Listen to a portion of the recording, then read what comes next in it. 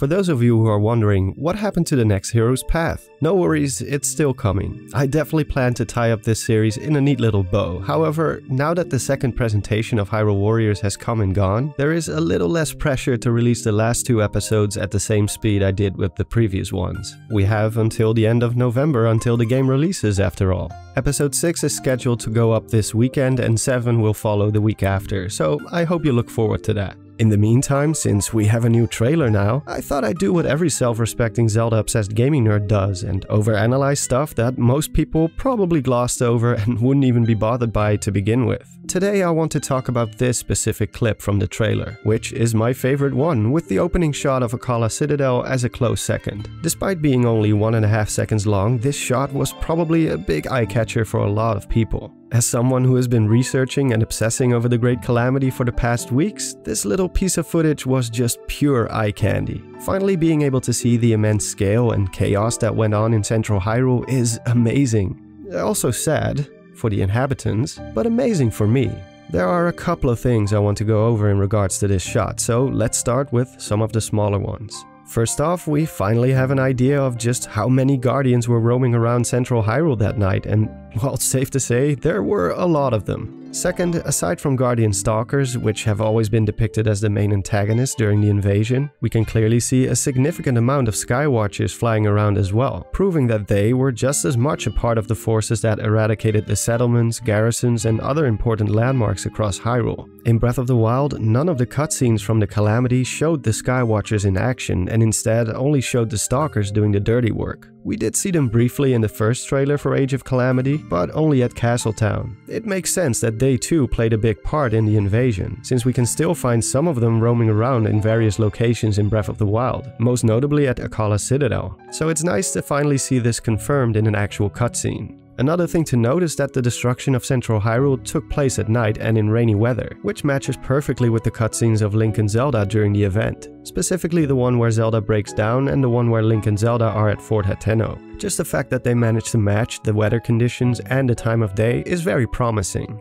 By the way, I want to quickly mention this as I feel it's important. Some people seem to assume that the Calamity itself spanned across multiple days, and some even suggesting weeks, and that Link and Zelda might have had to camp out at specific moments or something like that. But I can assure you that this is not the case. The Calamity only lasted about 12 hours tops. It starts at sundown when Zelda returns from the spring. Then the main invasion and eradication of Hyrule takes place mostly at night, which is also when Zelda awakens her power. Then by the time Zelda arrives at the Great Forest to return the Master Sword, night has turned to day. And then she continues to seal away Ganon. Of course, the castle is covered in dark clouds, so it doesn't look like midday in the scene. The Calamity was a swift and merciless defeat. It's why there's so few survivors. The Hylians were caught completely off guard and barely had time to evacuate anyone. Besides, do you really think that Zelda and Link were able to camp out amidst all of this?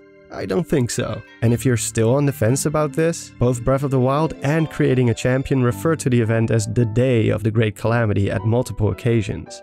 Anyway, from this fact we can also derive that this shot from the Age of Calamity trailer takes place around the same time as the scene where Zelda breaks down. However, still slightly before it, since Zelda mentions during the cutscene that the champions are now, quote, trapped inside those things. But as we can see here, Naboris has not yet been taken over and still maintains its original blue glow. Speaking of Naboris, it's time for the main event. Aside from the sheer amount of Guardians blasting their way through Central Hyrule, the second thing that catches the attention is that it's basically being observed from Urbosa's point of view atop her divine beast. Which brings up an important question. Where exactly is Naboris located at this point? And which part of Central Hyrule is she observing? What are we looking at here? I think most of us kind of assumed that the Divine Beasts were roughly in the same location as the firing positions we saw in Breath of the Wild at the moment they were taken over, which in Naboris' case is on Spectacle Rock. But as we can see in the trailer, Spectacle Rock is right here, with the Wasteland Tower right next to it. So apparently Naboris was nowhere near Spectacle Rock at that moment. So where is she? The way the shot is lit gives us very little to work with, as most of it is too dark to see any definitive landmarks in Central Hyrule. Turning up the brightness or the contrast doesn't do much. There simply isn't enough pixel information to work with. Everything still just blends together. So the only thing we really have as a reference is the skyline in the background. Now, this is what I believe to be roughly where the shot was taken from, which in the case of my shot here is atop the Sheikah Tower located in central Hyrule. And Urbosa as well as our Divine Beast are looking in this general direction. We have the Great Plateau here, and Spectacle Rock here as a reference. That is pretty damn crazy, since just look at how close to Hyrule Castle that actually is. But before we get into what this means for the story, let's first look at how I came to this conclusion. Because when we look at my shot and the one from the trailer side by side, we can see that there are definitely some significant differences. And this has to do with a number of factors. As mentioned before, the horizon is the main anchor point here. By matching up the alignment of various shapes and structures, we can get a pretty accurate estimation of where Naboris is located on the X and Y axis on the map. But as mentioned before, there are some significant differences between the two compositions. First off, in my shot we can see a lot more of the horizon than in the trailer. If we were to crop out the part of the skyline we see in the trailer, it would look something like this. So does this mean we are too far away? Not necessarily. Notice how this crossroad here is visible in the trailer, yet in the cropped out version it falls off screen. The best explanation for this difference is the type of camera being used in the trailer compared to the one in my composition, and in particular the focal length of the camera. For those who are unfamiliar with how focal length works, it basically determines how wide or narrow the field of view of the camera is. The longer the focal length, the narrower the field of view, and vice versa. Some cameras have a dynamic field of view while others have a static one, and can only change their field of view by changing the lens. By adjusting the focal length of a camera while simultaneously changing the distance to an object, you can actually zoom in on the background while the foreground object stays the same size. There are various reasons for using either a long or a short focal length. GoPros, for instance, always have a very wide-angle lens, since you want to capture as much of the environment as possible.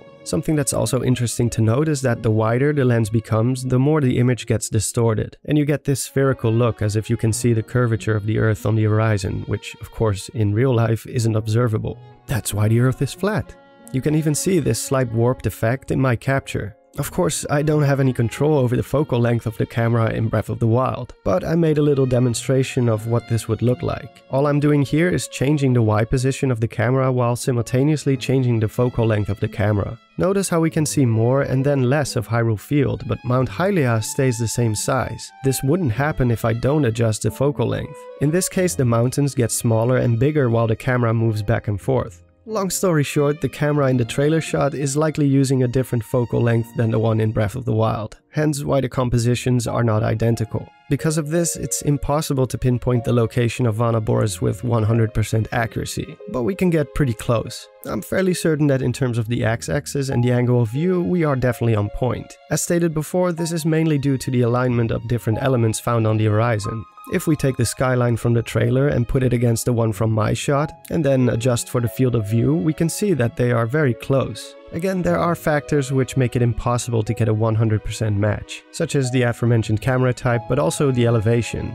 We don't exactly know how high Naboris is, and even if we did, it's unlikely that the model scale from the trailer is the exact same as the one found in Breath of the Wild. It might not even be the exact same model, who knows? I am standing on the central Sheikah Tower, which I'm fairly sure isn't the exact same height as Naboris. We also have to take into account that the shot in the trailer isn't right behind the Divine Beast. It's not actually a POV shot from Urbosa's eyes. The camera is positioned slightly to the left and away from her, and I will never be able to get the camera in that exact same spot. But it's the alignments which really matter here. And by observing these alignments, we can make pretty accurate guesses as to where certain landmarks are. This little peak here, for instance, is unmistakably the rooftop of the Temple of Time. This shape here is in fact two different mountain tops, one close and one much further away. From this alignment, we can confirm that this area right here is the Colosseum, and this purple lit strip is likely the bridge leading to it. This garrison or keep right here matches with the ruin found in front of the moat surrounding the Colosseum. The rock formation seen right above Urbosa seems to be Mount Gustav,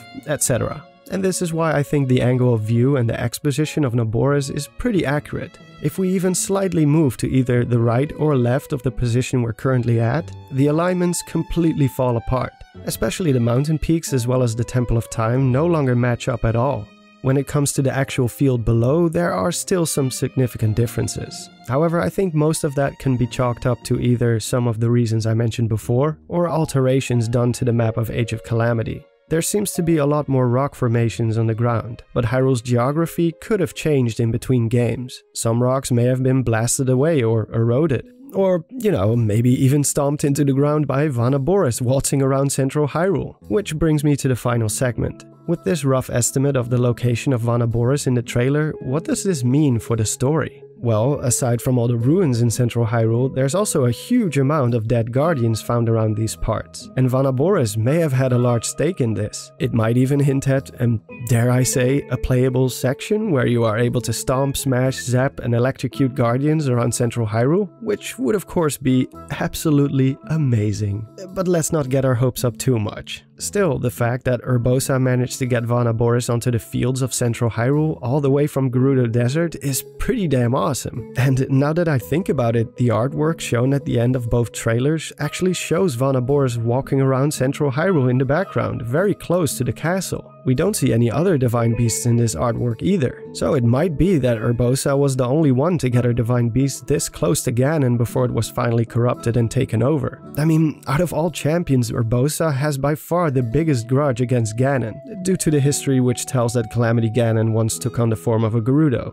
And just in case you were wondering, I'm not using this new information to update the Hero's Path episode about Urbosa. The reason being that the paths laid out in those videos are based on what we know from Breath of the Wild and creating a champion, and make gameplay suggestions based on that. The whole goal of the series is to see how this will ultimately stack up against the story events presented in Age of Calamity.